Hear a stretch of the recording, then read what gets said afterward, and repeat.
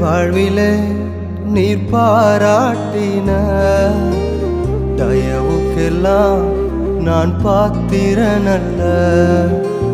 இதுவரையில் நீர் தாங்கினதற்கு எவ்வளவும் நான் தகுதியும் இல்லை. என் வாழ்விலே நீர் பாராட்டின தயவுக்கெல்லாம் நான் பாத்திரனல்ல.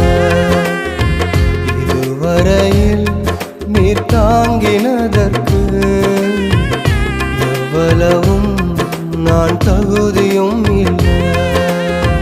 மாறாமலே